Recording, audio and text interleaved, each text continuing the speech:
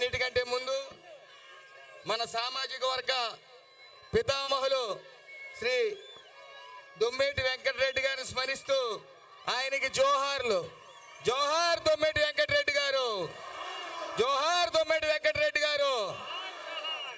అలాగే వేదిక మీద ఉన్న పెద్దలకి పేరు పేరున అందరికీ నా నమస్కారాలు. ఇక్కడికి తరలి వచ్చిన నా సెట్టిపల్లి సోదరిమణులకి అందరికీ కూడా, ముఖ్యంగా యువతకి నా హృదయపూర్వక ధన్యవాదాలు తెలుపుకుంటా ఉన్నాను. ఈ యొక్క సమావేశం ముఖ్య ఉద్దేశం ఒకటే, పార్టీలకు అతీతంగా సంవత్సరానికి ఒకసారి సెట్టిపల్లి పండగ జరగాలి. అది కార్తీక మాసం ఆఖరి ఆదివారం. మరి ఈరోజు సెట్టిపల్లి పండగగా జరుపుకుందామని గతంలో నిర్ణయించాం. ఆ పిలుపు మేరకి మీ అందరూ కూడా లక్షలాదిగా తరలి వచ్చినందుకు నా హృదయపూర్వక ధన్యవాదాలు తెలియజేస్తా ఉన్నాను. ముఖ్యంగా వాసంశెట్టి సుభాష్ అనే నేను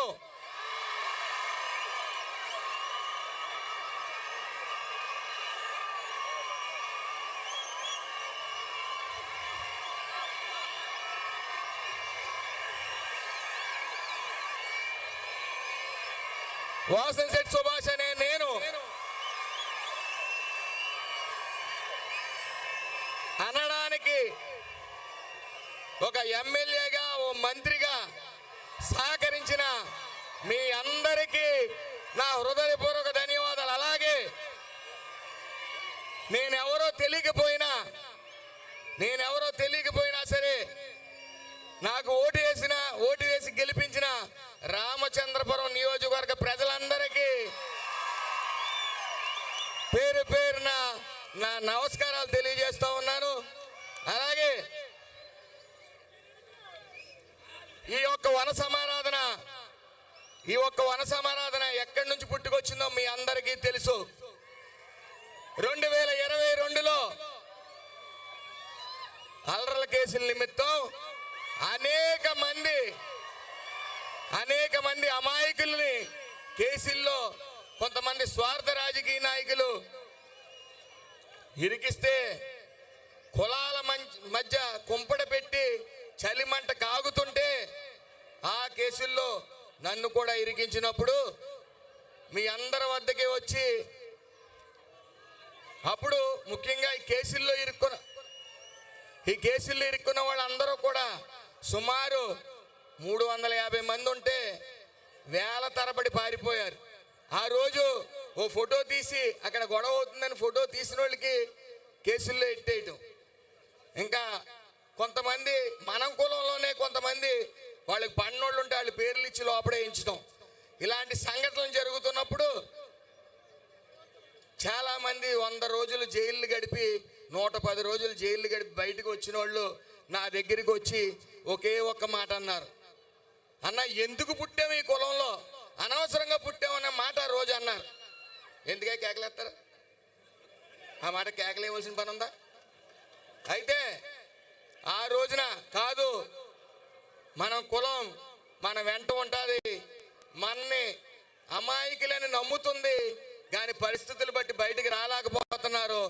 ఈ వన సమారాధన పెడదాం, ఖచ్చితంగా జనాల మధ్యకి వెళ్దాం, వాళ్ళు మీరు అందరూ మనోధైర్యాన్ని ఇస్తారని, ఒక ఓదార్పునిస్తారని చెప్పి మేము ఆ రోజున సెట్టిపల్లి వన సమారాధన జరుపుతూ ఉంటే కొంతమంది నాయకులు మళ్ళీ దీనికి వ్యతిరేకంగా పెట్టడం, అక్కడ యువత ఆ రోజు చేతిలోకి తీసుకుంది ఐక్యతని. అటు ఎటు వెళ్లకుండా ఇక్కడ పెట్టినప్పుడు 2022లో సుమారు 50,000 మంది దాటి వచ్చి మొత్తం ఒక అమాయకంగా ఇరుక్కున్న కేసులు ఇరుక్కున్న ప్రతి ఒక్కరికి మీరు ఒక ధైర్యాన్ని ఇచ్చారు. అవునా కాదా?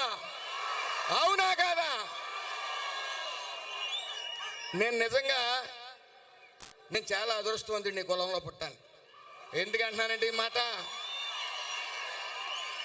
ప్రత్యేకించి ఎందుకంటున్నానంటే, గతంలో మా తాతయ్య గారి కోరిక ఓ చైర్మన్ చెయ్యాలని. ఇంట్లో ఆయన చైర్మన్ అవుదామని పోటీ చేస్తే ఓడిపోయాడు. ఆయన కోరిక మా ఇంట్లో ఎవరో ఒకడు చైర్మన్ అవ్వాలని ఆయన కోరిక నెరవేర్చాలనే ఉద్దేశంతో నా తల్లి గారిని ఎప్పుడు బయటికి రాని నా తల్లిని బయటికి తీసుకుని వచ్చి, మా నాన్నమ్మ గారి వయసు 90 సంవత్సరాలు, ఆవిడ ఏడుస్తూ నల్లలేని పరిస్థితిలో మా ఇంటికి వచ్చి మా అమ్మగారి చేతులు పట్టుకుని అమ్మ పోటీ చేయంటే ఆవిడకి ఇష్టం లేకపోయినా మేము ఆ రోజున బలవంతంగా పోటీ చేయించిన తర్వాత చాలామంది, కొంతమంది ఆకతాయిలు చేసిన పనికి మన కులంలోనే చాలామంది మరి ఆ రోజున మా తల్లికి సీట్ రాకుండా చేస్తే నాకు ఆ రోజు ఇంట్లో పడుకుని ఈ రాజకీయం ఇంతేనా, ఇంకా రాకూడదు బయటికని నాకు నిద్ర పట్టలేదు. 11 గంటల సమయంలో నేను బయటకు వచ్చినప్పుడు ఇంటి బయటికి సుమారు 2000 మంది ఏడుస్తూ మా ఇంటి బయట కూర్చున్నారు. ఆ రోజు మా తల్లికి పదవి రాలేదంటే ఎంతమంది ఏడుస్తున్నారని చెప్పి ఓ ధైర్యం వచ్చింది నాకు. ఈ ప్రేమ చాలు అనిపించింది. తర్వాత రోజు ఒక్కసారిగా 10,000 మంది మా ఇండ్లు చుట్టముట్టి మీకే చైర్మన్ కావాలని నినాదాలు చేశారు. ఆ రోజు ధైర్యం వచ్చింది. ఆ రోజు ధైర్యం వచ్చి మరి ఆ రోజు నుంచి కూడా బయటికి రావడం జరిగింది. ముఖ్యంగా నేను ఓడిపోయి ఉంటే ఇంట్లో అందరూ కూడా, ఇక యువత పెద్దలందరూ కూడా జిల్లా అంతటా చాలా చోట్ల ఓ బ్యానర్ కట్టారు. ఆ కొటేషను నేను బతుకున్నంతకాలం గుర్తుంటుంది.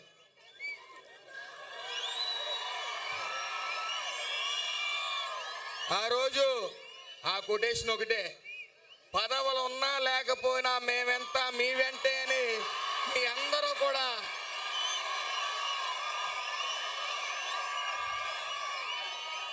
మీరందరూ కూడా నాకు వెన్నుముకనాలు నిలిచారు. పడిపోయే నన్ను ఆ రోజు నిలబెట్టారు. తర్వాత మళ్ళీ నన్ను అమాయకంగా, నాకు ఏ సంబంధం లేకుండా నన్ను చాలామందిని కేసుల్లో ఇరికించినప్పుడు ఏంటిది ఎవరో కూడా స్పందించట్లేదు, వినాలి. కేసులు ఇరికించినప్పుడు కనీసం పలకరింపుకు కూడా ఎవరింటికి వెళ్ళని వైను. ఏంటి దుర్మార్గం, మాకేమీ తెలియదు, అమాయకంగా ఇరుక్కున్నాం, కనీసం పలకరించడానికి ఎవరు రాలేదు, ఏంటి దారుణం అనుకున్నప్పుడు మళ్ళీ వచ్చారండి సెట్టిబల్జ యువత పెద్దలు. మిమ్మల్ని పడనివ్వం, మేం చూసుకుంటామని చెప్పి మా వెన్నెముకగా నిలిచి, ఆ రోజు నేను ఒక్కడనే బెయిల్ పెట్టుకుని యాంటిసిపేటరీ బెయిల్ పెట్టుకొచ్చినప్పుడు ముందు నాతో 10 మందే ఉన్నారు. ఆ 10 మంది 100 అయ్యారు, 100 వేలు అయ్యారు, 1000 లక్షలు అయ్యారు. ఆ రోజే చెప్పాను, నేను ఓ సభలో చెప్పాను, మనం యాచించవద్దు శాసిద్దామని చెప్పాను. మన ఎవరిని యాచించలేదు ఆ రోజు కేసులు ఎత్తమని.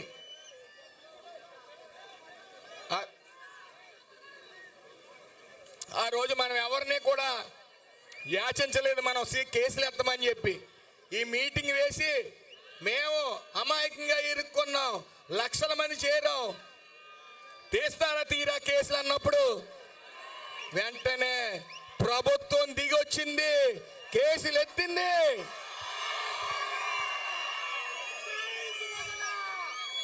అలాగే కేసులు ఎత్తినంటే మళ్ళీ మన కులంలోనే కొంతమంది స్వార్థ రాజకీయ నాయకులు మళ్ళీ వెనకుండి ఓ నాయకుడి చేత మళ్ళీ కోర్టులో వేయించే కేసులు ఉండేలా చేశారు.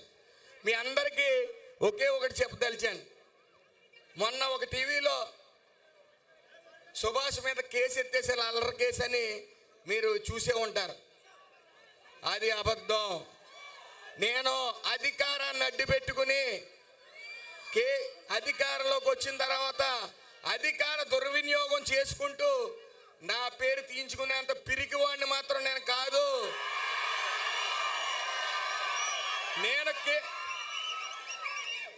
నా మీద కేసు తీయలేదు, కేసు ఉంచుకున్నాను. అది అనుకోకుండా ఒక అసత్య ప్రచారం మాత్రమే. నేను ఎవరైతే అల్లరి కేసుల్లో ఉన్నారో వాళ్ళందరిది కూడా స్క్వాష్ పిటిషన్ వేసి అందరి కేసులు న్యాయ పోరాటం చేసే తీయిస్తాను తప్ప అడ్డదారిలో తీయించుకునే అంత పిరికి వాళ్ళు మాత్రం మనం కాదు. అందులో ఏ విధమైన సందేహం లేదు. ఈ రోజున మీరు ముఖ్యంగా గమనించండి, యువత, మీరు మేలుకున్నారు. స్వార్థ రాజకీయ నాయకులు, స్వార్థ కుల పెద్దలు, మరి కొంతమందిని మనం గుర్తించవలసిన అవసరం ఉంది. నేను గతంలో చెప్పాను, పసరగడ్డులో పసరపాముల్లా చేరారు కొంతమంది. ఆ పసరపావుల్ని ఏరి పారేయాలి, అందులో సందేహం లేదు. మనందరం సంఘటితంగా ఉండాలి, అందులో సందేహం లేదు. అలాగే ఇక్కడ ఎంత దారుణం అంటే, గతంలో నేను నిజం చెప్తే కొంతమంది కోపం వస్తుంది, కానీ గతంలో సైకిల్ తొక్కుని తిరిగే నాయకుడు కోట్లకు పడగెత్తి కారులో తిరుగుతున్నాడు ఈరోజు.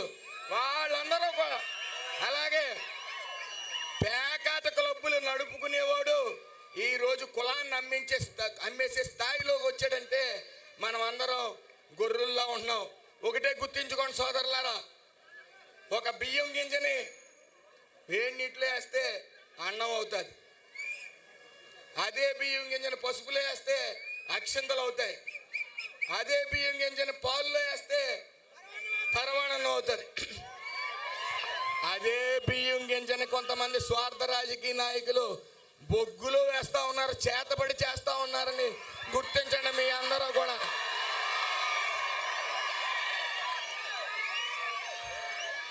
అలాగే కొంతమంది ఒక టీవీ ఛానల్లో మొన్న ఈ మధ్య లక్షల్లో అభిమానులు ఉన్నప్పుడు వందల్లో విమర్శకులు ఉంటారు. ఖచ్చితంగా విమర్శలను తీసుకోవాలి. అవి మంచి విమర్శలను అయితే మనం మారాలి. అదే చెత్త విమర్శలు అయితే నా కళ్ళకి కనిపించవు, చెవులకి వినిపించవు, నేను పట్టించుకోను అన్నట్టు, అందులో ఏ విధమైన సందేహం లేదు. అలాగే ఒక టీవీ ఛానల్లో ఒక మొన్న ఈ మధ్య ఖాళీగా ఉండి సుభాష్ వెనకాల జనం ఉండలేదు, ఎక్కడికి వెళ్ళినా జనం రావట్లేదని రాశారు. దాన్ని స్పందించవలసిన అవసరం లేదని చెప్పి, సంధించే సమయం ఇది కాదని చెప్పి మరి ఆ రోజు వదిలేశాను.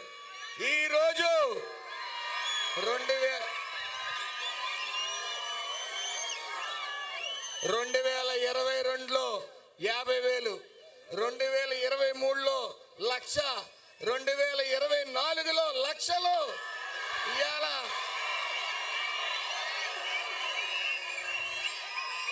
ఒక కులాభిమానం మీద మీరు అందరూ వచ్చారు. ఈరోజు మన లక్షలతో జరుపుకుంటున్నాం ఈ సభ. ఇది ఎవరి వల్ల సాధ్యం కాదు. ఎంత సక్రమంగా, ఎంత క్రమశిక్షణతో వస్తున్నామో అంతే క్రమశిక్షణతో వెళ్తా ఉన్నాం ఈ 3 సంవత్సరాలు కూడా.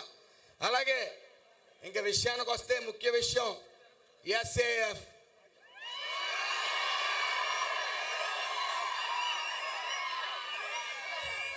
నా మానస పుత్రిక, ఈరోజు నా మానస పుత్రికకి పుట్టినరోజు జనవరి 2.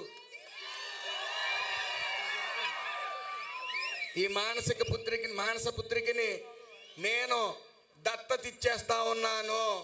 దానికి ఒకటే కారణం, నేను రాజకీయంలో ఉన్నాను. రాజకీయంలో ఉన్నప్పుడు అన్ని సామాజిక వర్గాలని కలుపుకెళ్ళవలసిన పరిస్థితి నాకు ఉంటుంది.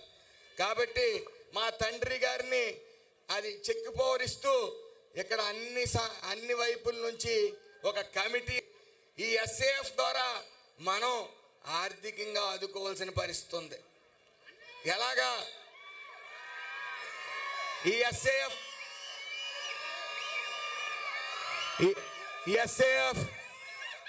యొక్క SAFకి విధి విధానాలు ఈరోజు తెలియజేస్తాను. ముఖ్యంగా ఏ సామాజిక వర్గంలో అయినా సరే ఎక్కువ కష్టాల్లో ఉన్న వాళ్ళు ఎవరో మీకు తెలుసా? పెళ్లి చేసిన తర్వాత ఒక ఆడపిల్లకి 2 చిన్నపిల్లలుండి భర్త చనిపోయిన వాళ్ళు అందరికన్నా దయానీయమైన పరిస్థితి, అవునా కదా? ఇంట్లో ఒక ఆడపిల్ల ఉందంటే దబాయించి కొనిపించుకుంటుంది, మగోళ్ళకి కాదు. పెళ్ళయిన తర్వాత భర్త పోతే ఆగండమ్మ సోదరా ఒకసారి. భర్త పోయినప్పుడు చిన్న వయసులో ఇటు అత్తోరింట్లోనే ఉండదు, తల్లిగారింటికి వెళ్ళలేదు. మరి అలాంటి మన కులంలో ఉన్న సోదరీమణుల్ని మనం గుర్తించాలి. గుర్తించిన తర్వాత ఏం చేయాలనేది నేను చెప్తా. గుర్తించి ఈ రోజు నుంచి కూడా రేపు నుంచి ఒక కమిటీ మా ఇంటి దగ్గర ఎస్ఏఎఫ్ కమిటీ యాక్టివ్ మెంబర్స్ అనేవాళ్ళు 10 మంది నిరంతరం రేపు నుంచి ఉంటారు. అలాంటి కష్టాల్లో ఉన్న వాళ్ళు మీరు గుర్తించి అక్కడ ఇవ్వండి. ఎందుకంటే ఈ ఎస్ఏఎఫ్ ద్వారా ఓ మహోన్నతమైన కార్యక్రమం మనం చేద్దాం. ఇప్పుడు ఇక్కడికి వచ్చాం, ఇక్కడికి తిండి లేకపోయినా మనం కోరుకునేది వాటర్, అంతే కదండి. ఆ వాటర్ ప్లాంట్ తోటి వాటర్ బాటిల్స్ తయారు చేసి ఇది ఒకటి ఓ 20 మంది చేత చేయించి ఇక్కడ లక్షల మంది వచ్చారు.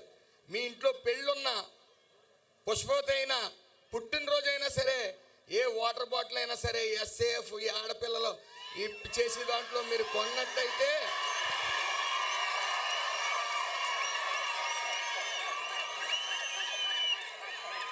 ఎవరిని యాచించక్కల్లా, మనమే ఓ దారి చూపిస్తాం వాళ్ళకి. ₹1 ఎక్స్ట్రా ఇస్తాం.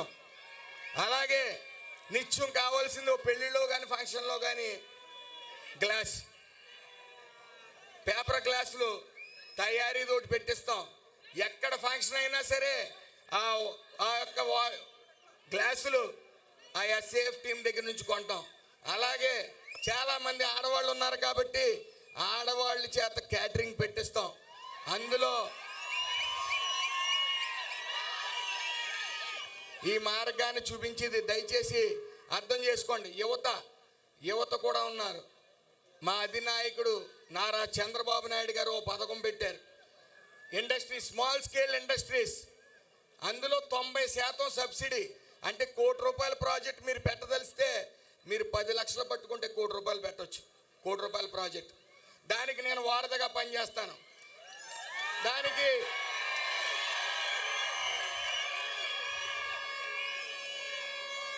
నేను వారధిగా పనిచేస్తాను.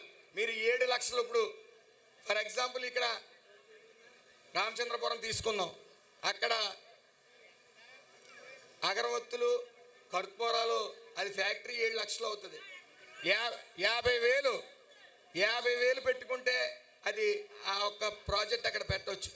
అక్కడ ద్రాక్షారామ గుడి ఉంది, కోటిపల్లి గుడి ఉంది. అక్కడ అందరినీ కూడా నియోజకవర్గంలో ఈ అగరవత్తులు ఇచ్చుకోండి అని నేను వాళ్ళని రిక్వెస్ట్ చేస్తాను. ఖచ్చితంగా వాళ్ళు తీసుకుంటారు. అలాగా మనసుంటే మార్గం ఉంటుంది, ఆలోచన ఉంటే మీ ఎదుగుదల ఉంటుంది ఖచ్చితంగా.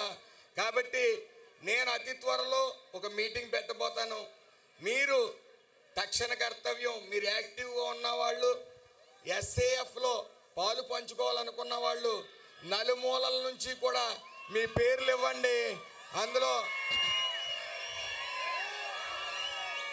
దయచేసి అర్థం చేసుకోండి, మన్నెవరు ఆదుకోరు, మనకు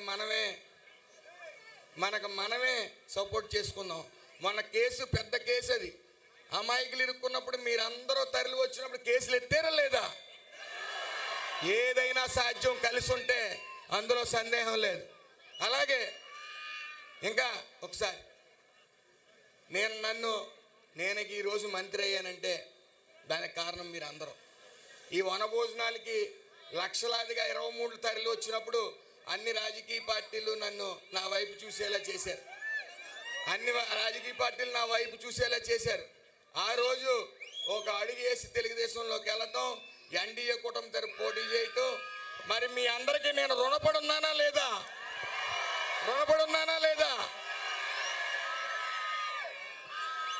ఆ రుణాన్ని తీర్చుకునే అవకాశం నాకు ఇచ్చారు, నేను తీర్చుకుంటాను ఖచ్చితంగా. అలాగే ఏ కులం బాగుపడాలన్నా సరే, ఒకసారి నేను ఇక్కడ సోదరులారా ఒకసారి నేను మంత్రిగా ఉన్నాను కాబట్టి ఒక ప్రభుత్వం నుంచి సంక్షేమ పథకాలు అందరికీ అందజేయాలి. ముఖ్యంగా మొన్న నేను ఊరు వెళ్తుంటే ఒక గ్రామానికి ఎవరో కుర్రోడు చనిపోయాడని వెళ్తుంటే నాకు కొన్ని ఫోన్లు వచ్చాయి. అన్న వాడు ప్రతిపక్షం అన్న, మన పార్టీకి చేయలేదు, నువ్వు వెళ్ళకని చెప్పారు. మరి వాళ్ళని ఎలా బాగు చేయాలో నాకు అర్థం కావట్లా. ఈరోజు నారా చంద్రబాబు నాయుడు గారు సీఎంగా ఉన్నారు. ఎవరికి ఆపద వచ్చినా హాస్పిటల్లో ఉన్న సీఎం రిలీఫ్ ఫండ్ అనేది పెట్టుకుంటారు. అది పార్టీ వాళ్ళకి ఇస్తారా, అందరికీ ఇస్తారా? పథకాలు పార్టీ వాళ్ళకి ఇస్తున్నారా, అందరికీ ఇస్తున్నారా? కాబట్టి అది ప్రభుత్వ సంక్షేమ పథకాలు కానీ ఆర్థికంగా ఒంట్లో బాగోలేనప్పుడు వాళ్ళ దగ్గరికి వెళ్ళినప్పుడు కానీ, లేదా చదువుకోలేని పిల్లలు వాళ్ళ దగ్గరికి వెళ్ళినప్పుడు అక్కడ పార్టీలను చూడడం, ఆ కష్టాన్నే చూస్తాం. అది గుర్తించాలి మీరు అందరూ. అలాగే నేను మంత్రిగా పనిచేస్తున్న పార్టీలో ఒకసారి ఒక్క నిమిషం వినండి దయచేసి. ఏ కులం బాగుపడాలన్నా సరే ఆర్థికంగా, రాజకీయంగా, సామాజికంగా ముందంజలో ఉండాలి. మరి ఈ 6 నెలల పరిపాలనలో ఆర్థికంగా తీసుకుందాం. ఆర్థికంగా సుమారు 10% చరిత్రలో ఎన్నడూ లేని విధంగా మన వృత్తి కళ్ళుగీత వృత్తి, అవునా కాదా? ఆ కళ్ళుగీత వృత్తికి 10% లైసెన్సులు ఇచ్చారు. అతి త్వరలో అవి అమల్లోకి వస్తాయి. సోదరులారా, మీ అందరికీ ఒకటే చెప్తున్నాను. ఈ కళ్ళుగీత లైసెన్స్ లిక్కర్ లైసెన్స్లు అనేవి ఇచ్చినప్పుడు మీరు వ్యక్తిగతంగా కొంతమంది కలిపి సెట్టిబల్జీ సోదరులు కానీ గీత ఉపకులాలు కానీ కలిపేయండి తప్ప మీ పేరు మీద ఇంకొక లెవెల్లో దళారులు వచ్చి వాళ్ళు వేసుకుంటూ ఉంటారు. వాళ్ళకి మాత్రం చెప్పకండి. చెప్పారంటే మన నాశనం మనం కోరుకున్నట్టే. మన పేరు మీద దళారులు వేయడానికి ఈ లిక్కర్ లైసెన్సులు రెడీగా ఉన్నారు, అది గుర్తించండి. అలాగే అక్కడ ఆర్థికంగా చూడటం సుమారు 39,000 కోట్లు ఈ మార్చిలో నెక్స్ట్ బడ్జెట్లో వచ్చే బడ్జెట్లో 39,000 కోట్లు ఈ బీసీ కార్పొరేషన్కి ఇవ్వడం జరిగింది. అక్కడికి ఆర్థికంగా అయితే ఇంకా రాజకీయంగా సుభాష్ అనే నేను అని అనిపించారు, మంత్రి చేశారు. అలాగే పితాని సత్యనారాయణ గారు ఉన్నారు, సెట్టిబల్జీ కార్పొరేషన్ సత్యబాబుకి ఇచ్చారు, కుడిపూడి సత్యబాబు గారికి. అలాగే నా బాధ్యత మిగిలి ఉంది. ఈ రోజున ఇక సాయి గారు కానీ, అలాగే విజయలక్ష్మి గారు కానీ, చంద్రమౌళి గారు కానీ ఉన్నారు. వాళ్ళందరినీ ముందుకు తీసుకెళ్లవలసిన బాధ్యత నాకు ఉంది. అలాగే సామాజికంగా మనకు భద్రత కావాలంటే ఏం చేయాలి? బీసీ రక్షణ చట్టం అనేది అమల్లోకి రావాలి.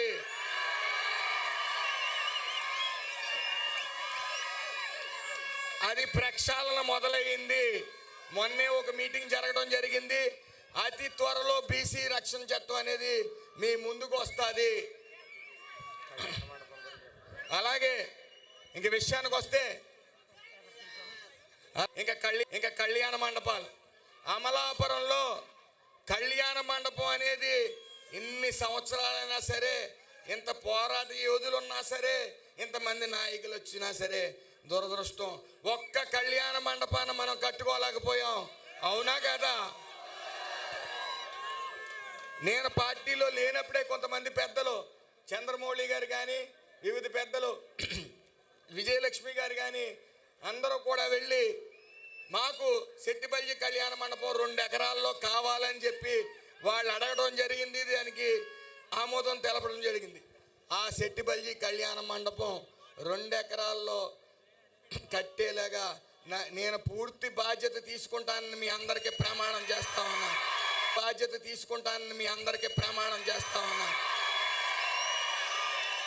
అదే కాదు, త్వరలో రాజోల్లో కళ్యాణ మండపం కట్టబోతా ఉన్నారు. దానికి నా పూర్తి సహకారం ఉంటుంది. అంబాజీపేటలో కట్టబోతా ఉన్నారు, దానికి నా పూర్తి సహకారం ఉంటుంది. ఎక్కడున్నా సరే గుర్తించాలి. ఎక్కడున్నా సరే కళ్యాణ మండపాల విషయంలో, అలాగే రామచంద్రపురంలో కూడా, మండపేటలో కూడా ఉన్నాయి. వాటిలన్నిటికీ కూడా నా వంతు సహకారం పూర్తిగా ఉంటుంది. ఇది కేవలం ప్రభుత్వం నుంచి వచ్చే డబ్బుని మీకు ఇస్తాను కానీ నా జోబులోది ఇచ్చేదేం కాదు. అయినా సరే నేను సేవా కార్యక్రమాల్లోంచి 15 సంవత్సరాల్లో ఉన్నాను. పదవి వచ్చింది కదా అని సేవా కార్యక్రమాలు మాత్రం మారనున్న సొంత డబ్బులు ఇస్తూనే ఉంటాను.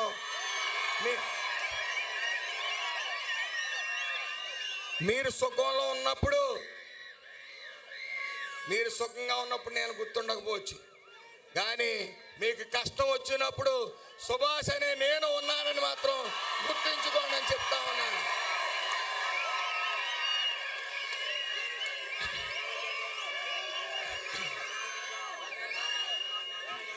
దయచేసి సోదరులందరికీ కూడా మరొకసారి మనం ఇక్కడికి వచ్చింది, తణుకు సుధాకర్ గారికి స్వాగతం. మనం ఇక్కడికి వచ్చింది ఒకరినొకరు పరిచయాల కోసం వచ్చాం. అలాగే సేవాభావం అనేది ఖచ్చితంగా నింపుకోవాలి. ముఖ్యంగా ఈ రావుల చెరువు ఈ యొక్క టౌన్ విభాగంలో రావుల చెరువు అనే గ్రామంలో ఒక మన ఇన్సిడెంట్ జరిగితే ఒక కుర్రవాడికి మొత్తం ఫైర్ అయ్యి హాస్పిటల్ మీద ఉన్నప్పుడు మొత్తం ఇళ్ళంతా లేనప్పుడు ఆ యువత ఎస్ఏఎఫ్ ఆధ్వర్యంలో రూపాయి 2 రూపాయలు కాదు 1,50,000 వసూలు చేసి అతనికి ఆటో కొనిచ్చింది. దయచేసి మీ అందరికీ చెప్పేది ఒకటే, ఒకరి కష్టంలో ఉన్నప్పుడు మీ గ్రామంలో మీరు 5 రూపాయలు ఇస్తారా, 10 రూపాయలు ఇస్తారా, 100 రూపాయలు ఇస్తారా, ఓ ఫండ్ అనేది కలెక్ట్ చేసిన తర్వాత ఎస్ఏఎఫ్ దగ్గరికి వస్తే మీరు అలా కలెక్ట్ చేయడం వల్ల సదరు గ్రామస్తుడికి మనోధైర్యం ఉంటుంది.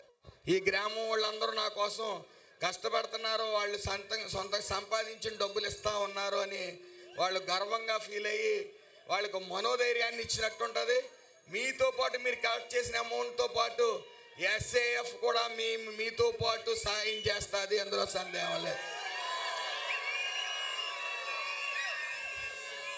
అలాగే ఈరోజు వివిధ ప్రాంతాల నుంచి వచ్చారు. సుమారు నాకు తెలిసి 460-70 సంఘాలు ఇక్కడికి వచ్చాయి. సుమారు ముంబై నుంచి వచ్చారు, హైదరాబాద్ నుంచి వచ్చారు, గుజరాత్ నుంచి వచ్చారు. అలాగే మనం చూడాలి ఒకసారి ఎంత అవేర్నెస్ వచ్చింది ఈ మధ్యకాలంలో అనేది. దుబాయ్లో సెట్టిబల్జీ వనభోజనాలు జరుగుతూ ఉన్నాయి.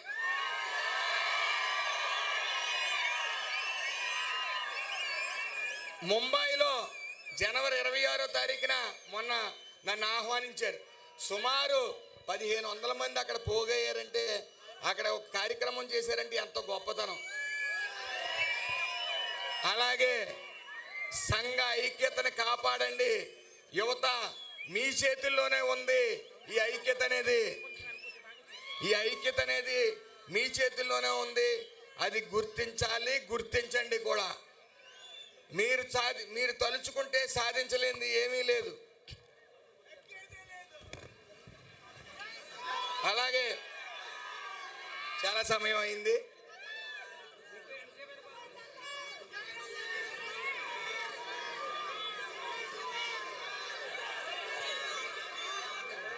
అలాగే మీ అందరూ కూడా ఒక అవకాశం ఇచ్చారు. ఓ అవకాశం ఇచ్చినప్పుడు దాన్ని నేను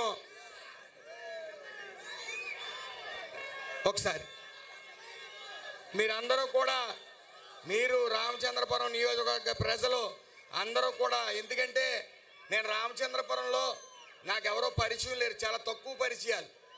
అయినప్పటికీ మీరందరూ అన్ని సామాజిక వర్గాలు కూడా అమలాపురం నుంచి ఫోన్లు వెళ్ళాయి, వివిధ ప్రాంతాల నుంచి ఫోన్ వెళ్ళాయి. సుభాష్ అనేవాడిని గెలిపించుకోండి అని మీరు చెప్పినప్పుడు మరి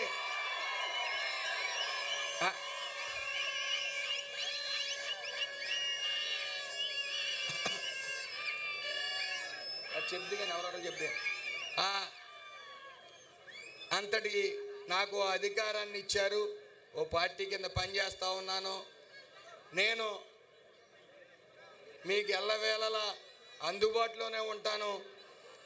ఒకటి గమనించండి సోదరులారా, ఒక్కసారిగా అందరూ వచ్చినా సరే ఈ పనులు కావు. కాబట్టి మీరు గుర్తించండి, ఎస్ఏఎఫ్ అనేది ఈ అమలాపురంలో నా స్వగృహం నందు నిరంతరం 10 మంది మెంబర్స్ అక్కడ ఉంటారు. జనవరి 2వ తారీఖున ఘనంగా మనం ఎస్ఏఎఫ్ అనేది రిజిస్ట్రేషన్ చేయించబడుతుంది. ఆ కోటి రూపాయల నిధి కూడా అందులో ఒక్కసారి ప్లీజ్ సోదరులారా ఒక్క నిమిషం. ఆ కోటి రూపాయల నిధి కూడా ఆ రోజు అక్కడ జమ చేయడం జరుగుతుంది. అలాగే ఈ మధ్యకాలంలో ఎవరైతే వితంతువులు ఉన్నారో, చిన్న వయసులో భర్తలను పోగొట్టుకుని చిన్నపిల్లలతో ఇబ్బంది పెడుతున్నారో, మీ గ్రామాల్లో ఉంటే దయచేసి వినండి. మీ గ్రామాల్లో కష్టపడి అలాంటి ఆడబిడ్డలు మన అక్క చెల్లెళ్ళు ఉంటే దయచేసి తీసుకుని వినండి సోదరులారా, వాళ్ళని తీసుకుని రండి. వాళ్ళు తీసుకురాకపోయినా వాళ్ళు డీటెయిల్స్ ఇస్తే ఈ జనవరి లోపే వాళ్ళ చేత మనం ఎంఎస్ఎంఈ స్మాల్ స్కేల్ ఇండస్ట్రీ పెట్టిందాం. 10 మంది చేత, 20 మంది చేత, లేకపోతే 100 మంది చేత. దానికి ఆ ఎస్ఏఎఫ్ సహకారం ఉంటుంది.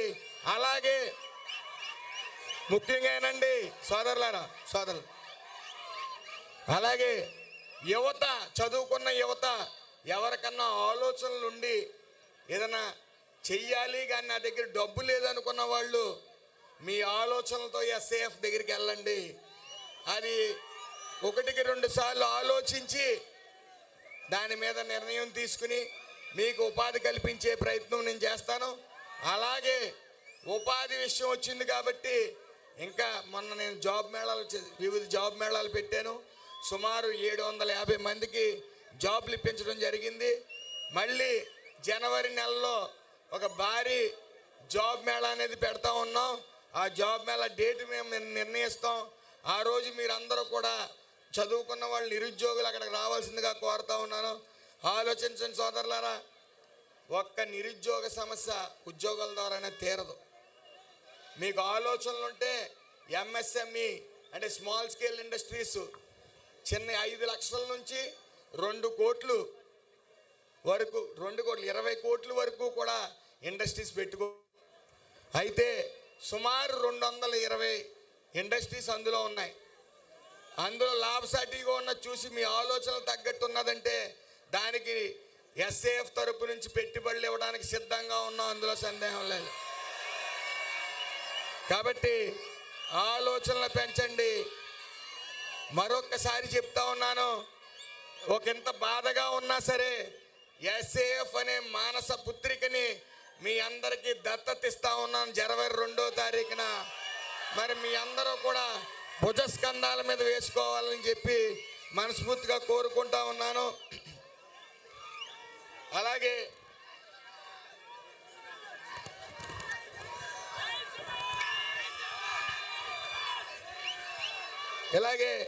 దంగేటి జాహ్నవి, ఒకసారి దంగేటి జాహ్నవి ఆవిడ అంతరిక్షంకి వెళ్ళటం రావటం అది సెన్సేషన్ అవటం 16 దేశాలు ఆవిడ్ని కొనియాడాయి. సుమారు ఆవిడకి ₹1 కోటి వరకు మొన్న 50 లక్షలు ఇచ్చారు. ఇప్పుడు ₹1 కోటి వరకు అవసరం. అందులో కూడా ఎస్ఏఎఫ్ పాత్ర కీలకంగా ఉంటుంది. నేను ముఖ్యంగా ముఖ్యమంత్రి గారి దగ్గరికి వెళ్ళి ఈవిడికి ₹1 కోటి అందజేసే విషయంలో నా పాత్ర పూర్తిగా ఉంటుంది. అలాగే మరొక్కసారి మీ అందరికీ కూడా ఒక్కసారి ఈ రోజున 2-3 సార్లు నేను కింద పడ్డాను. లెగలేని పరిస్థితుల్లో ఉన్నప్పుడు మీరందరూ కూడా నువ్వు లెగని చేతులు పట్టుకుని లేపిన మీ అందరికీ కూడా శిరస్సు వంచి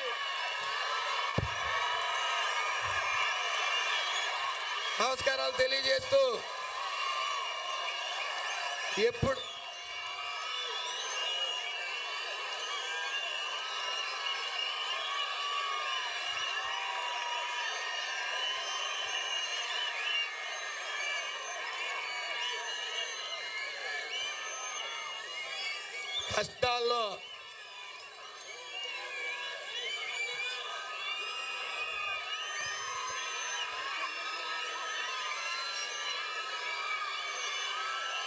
కష్టాల్లో ఒక్కసారి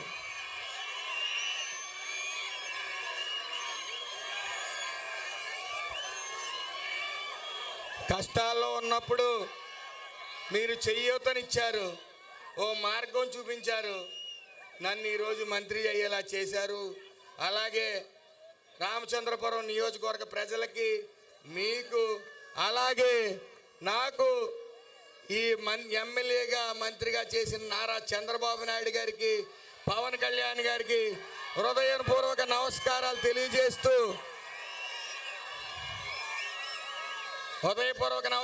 తెలియజేస్తూ ఈ సుభాష్ బతుకున్నంత కాలం లోకేష్ టీమ్గానే బతుకుతాడని మాటిస్తూ మరొకసారి, అలాగే ఒక్కసారి సోదరులారా, నేను ఈ ప్రభుత్వం కానీ నేను కానీ మీకు సేవ చేశాను, మీ కష్టాల్లో మీ దగ్గర ఉన్నాను, ఎల్లవేళలా మీతో ఉంటున్నాను, మీ మనిషిగా ఉంటున్నాను, ప్రజలకు అందుబాటులో ఉంటాననుకుంటేనే ఒకసారి ఈ ఒక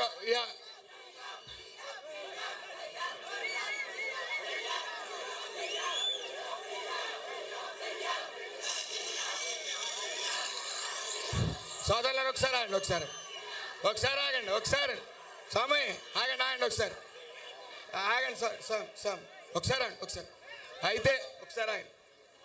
నేను మీకు న్యాయం చేశాను, కష్టంలో ఉన్నప్పుడు కులంలో సభ్యులకి న్యాయం చేశాను అనుకుంటే, అలాగే ఈ ప్రభుత్వం అధికారంలో ఉంది, మా ప్రభుత్వం, నన్ను ఎన్నుకున్న ప్రభుత్వం అధికారంలో ఉంది కాబట్టి ఆ ప్రభుత్వం నేను మంచి చేశానంటేనే మీరు ఆదరిస్తారు, లేకపోతే నన్ను ఎక్కడ పెట్టాలో అక్కడ పెడతారు. అవునా కాదా?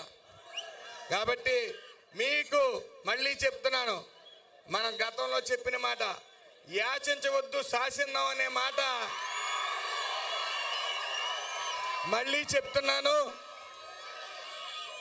నేను ఈ పరిస్థితుల్లో ఉన్నాను కాబట్టి మీరు నన్ను యాచించవద్దు, నన్ను శాసించండి.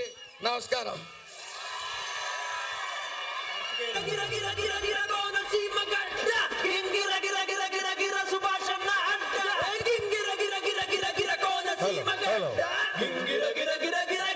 ఎత్తిన తల దించను పై పట్టిన జెండిడువను పై ఎస్ఐఎఫ్ను బలపరుస్తా ఎవడాత్తడ చూస్తారా పై.